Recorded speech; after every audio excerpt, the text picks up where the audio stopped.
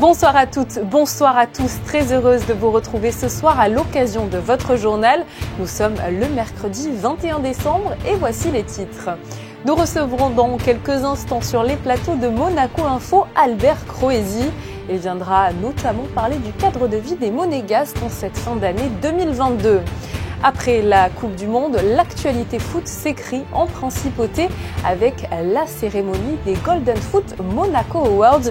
La conférence de présentation a d'ailleurs eu lieu ce matin. Et puis nous vous emmènerons prendre la température dans les stations de ski à Isola, précisément où la neige est déjà tombée en abondance. Cela n'a pas dû vous échapper, le Métropole Shopping s'est paré de ses plus belles lumières pour Noël. Nous vous dévoilerons la scénographie de ces décorations installées pour les fêtes. Et pour finir, découverte de 2 ateliers de Noël, l'un écologique et l'autre, vous verrez, artistique.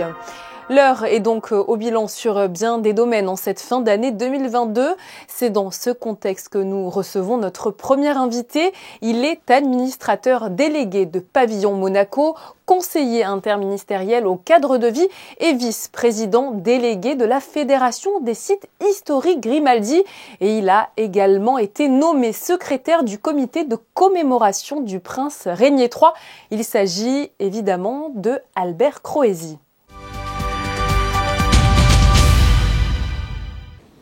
Albert Croesi, bonsoir. Bonsoir. Merci beaucoup d'être avec nous sur le plateau de Monaco Info. Alors, c'est vrai, en cette fin d'année 2022, on a beaucoup de choses à aborder, que cela concerne les événements passés ou ceux qui vont arriver à grands pas. Mais d'abord, une question vous concernant. C'est vrai, vous avez de multiples casquettes. Alors, comment on s'organise au quotidien dans la gestion de toutes ces responsabilités ? Bien, en se levant tôt, en se couchant tard. Voilà, j'arrive à faire 2 journées à nuit, mais c'est avec plaisir puisque ce sont des missions qui me passionnent, qui sont fort intéressantes. Et ce n'est pas pénible que de s'occuper de tout cela. Donc, dès qu'il y a le plaisir, le reste est facile.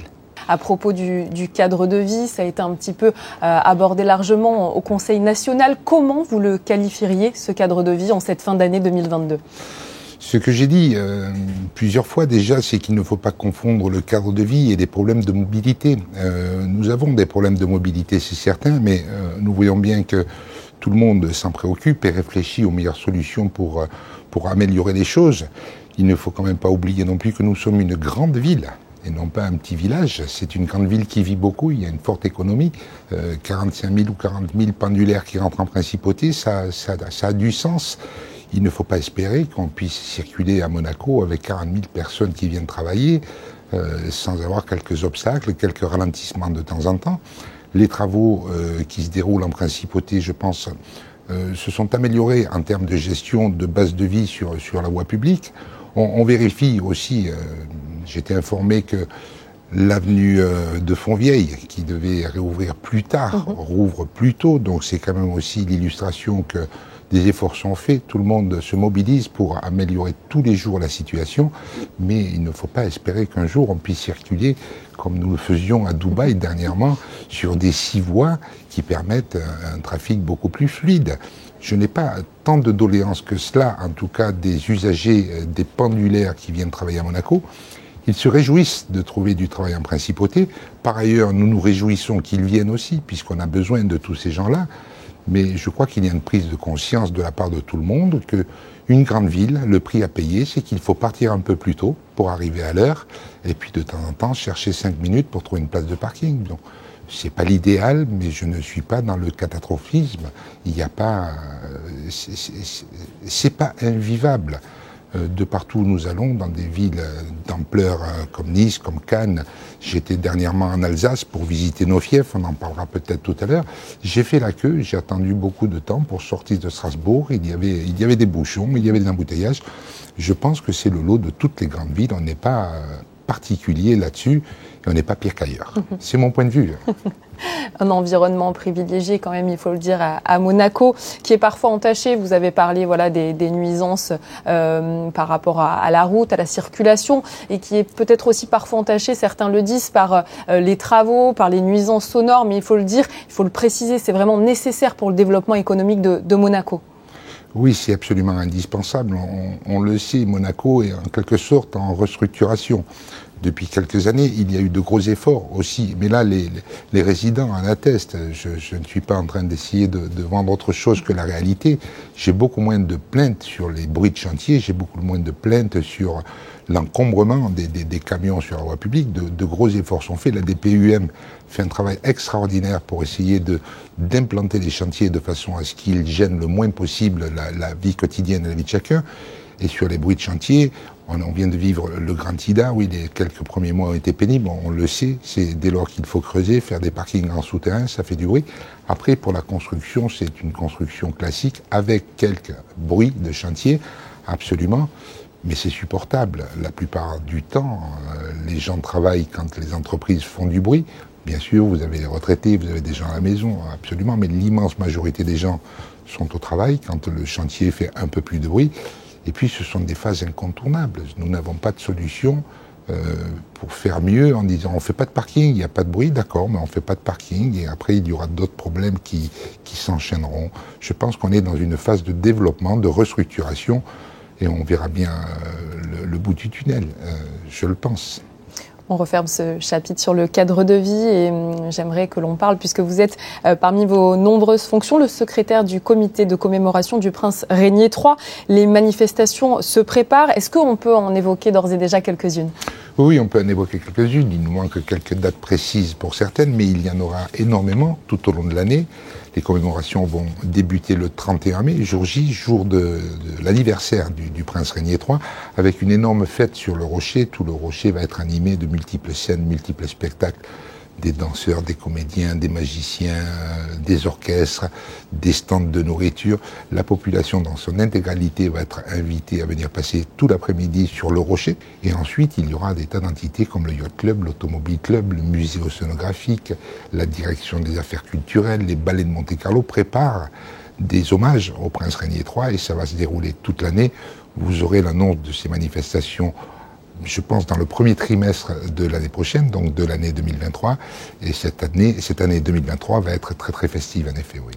Ça fait partie des moments forts en principauté de rappeler à quel point l'histoire et les prédécesseurs sont importants. Oui, c'est capital. Il y a un lien aussi avec Osaka, où on nous parle maintenant, il faut qu'on évoque le cadre de vie, la qualité de vie, chacun dans nos pays.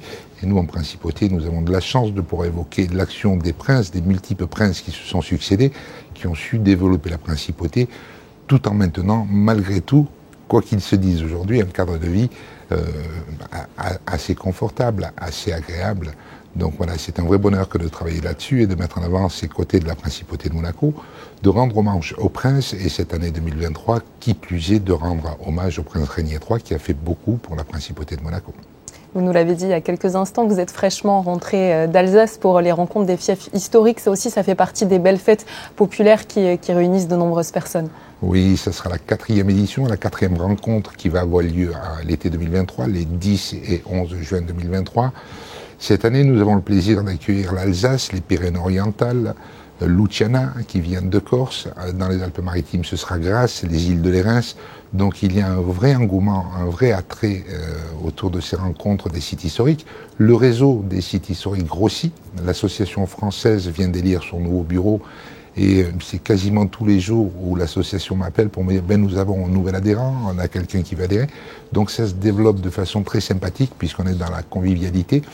On rappelle les liens historiques, ce qui unit ces régions et la principauté de Monaco, mais ça permet aussi de mettre en avant la culture, la gastronomie, l'art, plein de choses de ces communes-là. Ça fait un vrai réseau d'amitié, c'est très très agréable. Et effectivement, la 4e rencontre se prépare dès maintenant et les gens ont beaucoup d'enthousiasme à venir en principauté. Autre fait à aborder, c'est le pavillon Monaco à Dubaï qui a pris fin. Mais on a déjà, il est vrai, en ligne de mire l'exposition universelle. Vous en avez parlé à Osaka en 2025, je crois. Ouais. Alors, c'est trop tôt peut-être déjà pour en parler, mais ce n'est jamais trop tôt finalement quand on sait le travail nécessaire pour préparer ce genre d'événement. Oui, d'autant que nous bénéficions d'une année de moins, puisque le report d'un an de Dubaï nous pénalise d'une année sur la préparation d'Osaka. Mais les choses sont en place, on est dans le bon timing. Le choix architectural a été défini par le souverain, la scénographie également. Nous en sommes aujourd'hui à prendre toutes les informations auprès de l'organisateur, qui lui est un peu en retard, comme toujours, parce que c'est souvent en retard, mais on arrive à l'heure quoi qu'il en soit. C'est un peu loin, c'est difficile, la mentalité, la culture est différente, la langue est pas toujours évidente parce que pas tous ne parlent anglais, donc il y a quelques complications, mais classiques qu'on connaît. On fait ça aussi avec beaucoup de joie, puisque Dubaï a été, je pense, une réussite. Il y a de retombées intéressantes suite au passage de Monaco à Dubaï. On espère qu'au Japon, même si c'est un petit peu plus loin, nous allons pouvoir aussi laisser un peu une empreinte, une marque, pour nous faire connaître ou mieux connaître et rester dans le cadre du thème développé par l'Expo. On est en phase avec, je le disais tout à l'heure, ce qu'ont fait les princes de Monaco pour la principauté de Monaco. Donc on y va aussi avec beaucoup d'enthousiasme. Si l'heure est au bilan pour cette fin d'année 2022 pour beaucoup de monde, quel serait le vôtre peut-être avec voilà, les multiples casquettes que vous avez, comme on l'a dit? Déjà un grand plaisir de pouvoir entreprendre et faire tout ce que l'on fait en principauté, parce que c'est le pays du tout est possible. Hein, dès lors qu'il y a une volonté de faire quelque chose, on sait qu'il y a un moyen pour arriver à le faire. Donc les sujets sont intéressants. Même s'occuper des soucis quotidiens de la population, c'est intéressant. Essayer de trouver de bonnes solutions. Vous savez, les résidents sont des gens raisonnables, sont des gens gentils, et quand on ressort d'un tracas, et même ma foi, on a créé, au-delà de satisfaire les gens en réglant leurs problèmes, on a créé des liens de sympathie qui s'établissent. Et moi, j'ai vraiment le sentiment que Monaco, c'est une vraie famille. On se chamaille un peu de temps en temps, on se mange un petit peu le bout du nez, mais ensuite on s'apprécie, et cet état d'esprit me plaît énormément. Voilà, je sens quand même une unité forte derrière les actions que veut mener le souverain, que veut mener le gouvernement, même si de temps en temps il y a quelques embûches, mais on arrive à les régler. C'est un pays facile à gérer, c'est un pays où on peut prendre du plaisir à faire les choses. Merci beaucoup, Monsieur Croisi. Je vous en prie. Tout autre chose à présent avec la cérémonie des Golden Foot Monaco Awards qui se déroule ce soir au Grimaldi Forum. Chaque année, des grands noms du football mondial sont récompensés pour leur grande carrière. La conférence de presse de présentation de l'événement se déroulait en fin de matinée. Frédéric Elion, Sylvain Péroumal et Clélia Renaud y étaient. Regardez. Ronaldo, Iniesta, Ronaldinho, Buffon ou encore Cristiano Ronaldo. Tous ces joueurs ont marqué de leur empreinte l'histoire du football mondial et tous ont reçu le Golden Foot Award, un prix décerné chaque année en principauté. Le lauréat 2022 sera connu ce soir lors de la cérémonie au Grimaldi Forum. Et pour la première fois de l'histoire, un award féminin sera décerné à la Suédoise Kosovare Asllani. For me, it's a big honor to be here to receive this prize. I mean, I'm thankful for the president for believing and including us into football and into this prize, because I think this is what you need to make the women's football grow. So I'm proud to be here. I'm proud to create history here together with Golden Foot being the first one to win it. La traditionnelle conférence de presse de présentation des Golden Foot Awards s'est déroulée en fin de matinée en présence de plusieurs personnalités du ballon rond. L'Argentin Juan Sebastián Verón, passé par Parme, Manchester United ou l'Inter, était présent pour évoquer la troisième étoile acquise par l'Argentine au Qatar. Il significato è enorme, lo vedremo sicuramente col correre dei tempi. Oggi dobbiamo dire che è una gioia immensa per il calcio, e dopo tanti anni e tante volte che ci ha provato la nazionale a cercare da vincere, è arrivata finalmente. Per me non c'è paragone, sono due giocatori per me migliori nella storia, ognuno al suo tempo, che ci hanno fatto sognare, ci hanno fatto gioire, che hanno portato al popolo argentino, che è un popolo che ha sofferto tanto e che soffre, almeno degli attimi di gioia, no? Che ti fa dimenticare tutti i problemi che hai a casa. Lionel Messi a remporté tous les titres et trophées possibles en tant que joueur, mais pas encore le Golden Foot Monaco Award. Pendant ces vacances de Noël, vous avez peut-être décidé de partir faire du ski. Nombreux sont séduits, c'est vrai, chaque année par les stations proches du littoral. Les pistes d'Isola ont d'ailleurs accueilli les premiers skieurs le 3 décembre dernier. Bonsoir Jean-Christophe De Sante. Bonsoir. Vous êtes le directeur du domaine skiable d'Isola 2000. Alors comment vivez-vous ce début de saison et surtout, la neige est-elle au rendez-vous ? Alors oui, la neige est au rendez-vous. On vit très bien ce début de saison. C'est un excellent début de saison. On a ouvert de façon très précoce, comme c'est souvent le cas à Isola 2000. On est situé en altitude. On bénéficie d'un très bon enneigement naturel. Et il y a eu plusieurs épisodes neigeux qui nous permettent aujourd'hui d'ouvrir l'intégralité du domaine skiable. Alors que certains cherchent le soleil pour les vacances, les stations de ski ont toujours la cote. C'est le rendez-vous, on peut le dire, par excellence des fêtes de fin d'année. Oui, je crois qu'il y a une très très forte attente du ski. Il y a un engouement pour le ski, un engouement pour la montagne. C'est vrai que c'est ambiancé à Isola 2000. C'est un peu ce qu'on recherche pour les fêtes de fin d'année. Donc, on a déjà beaucoup de monde cette première semaine et ça va continuer. Est-ce que vous le constatez peut-être au niveau de la fréquentation pour les semaines à venir ? Oui, la fréquentation est au-dessus des standards et on voit que la semaine à venir, c'est quasiment plein. Et alors, il reste encore quelques places, mais c'est vrai que le taux de réservation est très haut. Et d'ailleurs, ça s'annonce aussi très bien pour les vacances scolaires février. Alors, qui est votre clientèle d'ailleurs, principalement des personnes de la région ou la station attire-t-elle aussi d'autres nationalités ? Oui, on a une clientèle, bien sûr, des locaux, de la région, mais au-delà de ça, on a aussi une clientèle internationale qui fréquente beaucoup Isola 2000, et on a aussi une clientèle de jeunes aussi qui viennent pour profiter de nos installations, nos infrastructures, la communauté un peu snowboard, nouvelle glisse, etc., parce qu'on a un halfpipe et un snowpark vraiment fabuleux à Isola 2000. Cette proximité, on en a parlé il y a quelques instants avec le littoral, c'est un vrai atout pour Isola 2000. Oui, c'est un atout formidable d'avoir la métropole Nice-Côte d'Azur, la ville de Nice et bien sûr tout ce bassin de clientèle qui, dès lors que les montagnes sont blanches, bien enneigées, ont une appétence pour le ski. Donc, ils sont très nombreux, pardon, à fréquenter les stations Nice-Côte d'Azur. Et puis Isola 2000, c'est une station familiale et on en a parlé aussi il y a quelques instants. Elle séduit aussi de nombreux jeunes avec le parc de snowboard. C'est ça aussi qui fait sa force avec les nombreuses activités que vous proposez en dehors. Oui, absolument. Alors, il y a le domaine skiable, il y a la glisse. C'est une clientèle effectivement familiale qui vient fréquenter la station d'Isola 2000, mais il y a beaucoup d'animations et beaucoup d'activités en dehors du ski qui sont très intéressantes. Et c'est notamment les festivités qu'on va avoir traditionnelles de fin d'année, le feu d'artifice, la descente au flambeau, l'arrivée du Père Noël. Donc, ça va être des moments forts et beaucoup d'activités, de nouvelles activités. Par exemple, ce qui marche très très fort en ce moment, c'est la balade en dameuse. Donc, on amène notre clientèle pour découvrir, explorer le domaine skiable avec des professionnels. Donc, c'est encadré, c'est guidé et c'est une activité qui marche très fort. Il y a les activités également chiens de traîneau qui sont authentiques.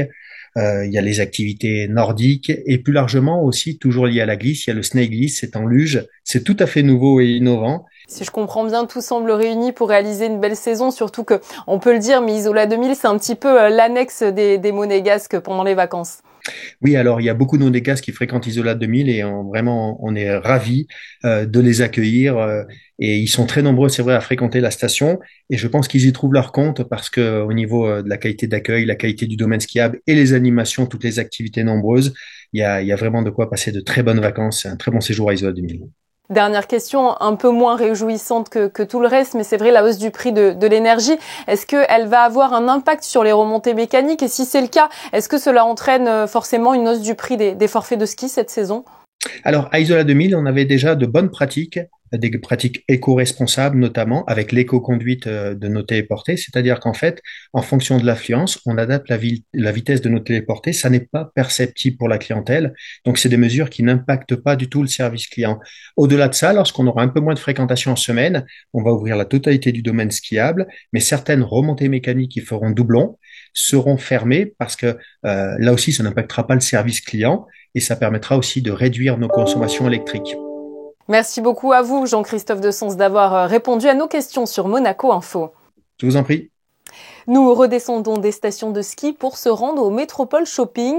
Il offre, c'est vrai, chaque année des décorations de Noël féeriques.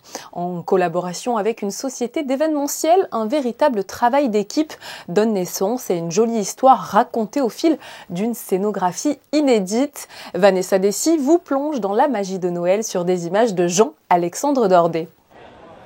Il aura fallu pas moins de 20 heures de travail pour la réalisation de ce sapin de 7 mètres de haut. Comme chaque année, la féerie de Noël s'empare du Métropole Shopping. Toute une organisation est à pied d'œuvre d'une année à l'autre afin de trouver le thème parfait. On réfléchit à partir du mois de janvier à la décoration de l'année d'après. Et le projet, il prend forme petit à petit tout au long de l'année. Nous partons d'une idée bien précise. Cette année, nous sommes partis sur le thème de la gourmandise. Et on arrive au mois de décembre et le projet prend forme. Noël, ça rappelle la gourmandise, ça fait rêver, c'est pour les enfants. Et voilà 2 ans que le Métropole Shopping travaille avec une société spécialisée dans la décoration d'événements. Cette édition 2022 a pour thématique la gourmandise. C'est de nombreuses discussions avec plein de monde tout autour d'une table, de qu'est-ce que représente Noël, qu'est-ce que ça nous inspire, qu'est-ce que ça nous donne envie. Et c'est comme ça qu'on essaie de construire toute une histoire et de raconter une histoire à l'intérieur du Métropole Shopping. On va regarder tout ce qui se passe dans le monde, qu'est-ce qui ressort le plus de Noël pour essayer d'être le plus en adéquation avec ce thème en fonction de l'endroit où on se trouve. L'idée était vraiment de recréer une fabrique à bonbons et de donner tout cet aspect gourmand et l'envie, comme il a pu le dire avant, de croquer Noël avec le calendrier de l'Avent qu'on peut voir juste en dessous aussi pour mettre en attente avant Noël et vraiment donner cet aspect de gourmandise à Noël. Ouais, c'est de grands enfants, en fait, il y a cette sensation de retourner au petit, qu'est-ce qu'on attendait à Noël, un bonbon, une sucrerie, un cadeau, donc c'est de retranscrire par du volume un Noël. Voilà, un Noël gourmand, un Noël plus sentimental. Un papier cadeau colorié par le prince héréditaire Jacques et la princesse Gabriella est en vente au Métropole Shopping. Tous les fonds récoltés seront reversés à une association qui sera choisie par son Altesse Sérénissime, la princesse Charlène. L'édition 2022 du bain de Noël aura bien lieu ce samedi 24 décembre à 9h30 sur la plage du Larvoto. Vous avez de la chance, cela s'annonce ensoleillé pour cette matinée sportive, conviviale et caritative. En effet, cette année, vos participations, 10 € par ticket lors de la tombola organisée juste après le grand bain de Noël, seront reversées à l'association Dites-nous. Il s'agit d'une association monégasque créée par des lycéens ayant pour but de venir en aide aux personnes âgées dans des tâches du quotidien. Fabriquer ses propres décorations de Noël, une tendance qui séduit de plus en plus de monde. En principauté, de nombreux ateliers de création sont proposés par des associations et des commerces. Par la mairie aussi, à travers ce rendez-vous au parc Princesse Antoinette. Mais celui-ci avait une spécificité, fabriquer des décorations de Noël, oui, mais avec des matériaux recyclés. Sandrine Nègre et Lionel Bernardi se sont rendus sur place. Le rouge est depuis longtemps associé à la période de Noël et plus récemment le vert s'est invité aussi, couleur symbole de l'écologie, de la protection de l'environnement et donc du recyclage. Rien ne se perd, tout se transforme, disait Lavoisier, un principe qui s'applique bel et bien à cet atelier. Le principe de base de ces ateliers écoludiques mis en place par la mairie de Monaco est la récupération d'objets à la maison, notamment donc, en fonction des saisons et des ateliers mis en place, la récupération des objets par les enfants pour en faire des œuvres d'art lors de nos ateliers manuels. Et là, aujourd'hui, en l'occurrence, il s'agissait de faire une boule de neige recyclée à partir de pots en verre trouvés à la maison ou chez les grands-parents avec leur couvercle, donc pots de sauce tomate, pots de yaourt, pots de compote. Au cœur de la salle à fabrique, dans le poumon vert de la Principauté, le parc Princesse Antoinette, 3 créneaux horaires ont été proposés pour accueillir gratuitement les enfants de 6 à 10 ans, des enfants ravis. Qu'est-ce que tu as utilisé, toi, pour ta boule aujourd'hui ? Un pot en verre, des branches de sapin et des petits flocons et étoiles en bois. Qu'est-ce qui te plaît quand tu viens ici ? C'est de fabriquer des choses avec des objets de la maison. Un atelier qui répond donc à l'un des objectifs de la mairie, celui de s'engager en faveur de l'environnement tout en sensibilisant les jeunes générations. Et nous passons d'un atelier à un autre. Parlons à présent de cet événement hors du commun qui s'est tenu à la Galerie Junk. Je ne vous en dis pas plus pour vous laisser découvrir ce Make Your Hand Bonbon aux côtés de Christine Datomel et de Hugo Comassa. Vous les avez probablement adorés, enfants et même plus grands. Qui n'a pas rêvé un jour de créer ses propres bonbons? Avis donc aux amateurs de gourmandises et surtout aux férus d'art. La Galerie Jenk vous propose un atelier créatif pour vous révéler les secrets de la création de ces bonbons colorés qui ont fait le succès de l'artiste de renom Laurence Jenkel en principauté. Chacun va avoir 2 plaques de plexiglas pour confectionner soi-même son bonbon collector de 10 cm. Et ce bonbon, donc je vais bien sûr les aider à chaque étape de la fabrication, de la création, parce qu'en fait c'est avec du plexiglas recyclé. C'est un plexiglas qui est transparent et sur lequel je vais demander aux personnes de bien vouloir faire leur décor. Donc ça suppose de penser avant le décor, puisque le résultat final dépendra bien sûr de ce qu'on aura imaginé, puisque c'est comme si c'était un miroir, c'est-à-dire qu'ils vont peindre sur la face avant, mais il faut quand même regarder un peu l'arrière de la plaque pour imaginer ce que va devenir cette plaque. La plaque, bien sûr, n'est pas encore un bonbon. Donc, il faut aussi imaginer que le bonbon va être twisté. Donc, il y a des éléments du décor qui vont disparaître forcément dans la torsion. Une fois que c'est sec, on retourne pour passer les différentes couleurs. Voilà le process. D'autres étapes, comme celle de la cuisson, viendront s'ajouter bien sûr à cette expérience unique, à la rencontre de l'artiste qui vous accompagnera à chaque étape de la création de votre œuvre. Vous repartirez donc avec 2 sculptures bonbons en plexiglas de 10 cm chacune et qui seront signées par l'artiste en personne, ainsi qu'avec un certificat d'authenticité. Il faudra débourser la somme de 650 € pour participer à l'un de ces ateliers. Un beau cadeau de Noël à mettre au pied du sapin si vous êtes encore à la recherche d'un cadeau unique et insolite.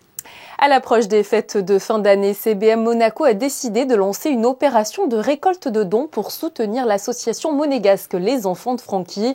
En faisant appel à la générosité en interne comme en externe, l'institution bancaire historique de la Principauté a ainsi récolté près de 30 000 €. Ces dons contribueront notamment à l'organisation annuelle du traditionnel Noël de Francky et aux autres projets de l'association. Et puis, j'ai le plaisir de vous annoncer une belle programmation sur Monaco Info. Ce jeudi 22 décembre sera diffusé le film Little Boy. Concernant le synopsis, alors que son père vient de partir pour la Seconde Guerre mondiale, Peter, petit garçon de 8 ans, reste inconsolable avec la naïveté de son âge. Il est prêt à tout pour faire revenir son père coûte que coûte.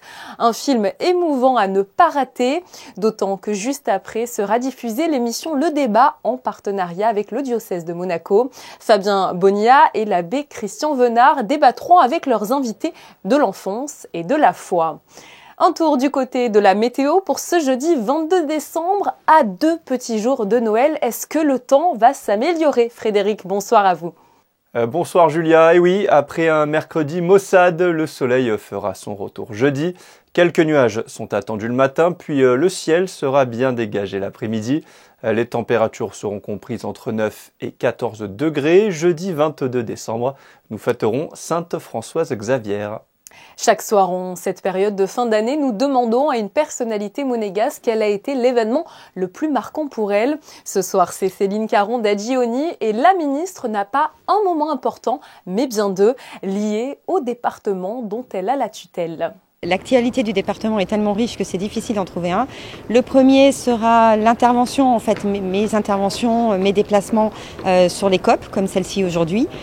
Pourquoi ? Parce qu'elle représente en fait la voix de Monaco à l'étranger et par là même la voix de la politique du souverain. Donc c'est des moments qui sont très forts politiquement, émotionnellement et en termes d'engagement.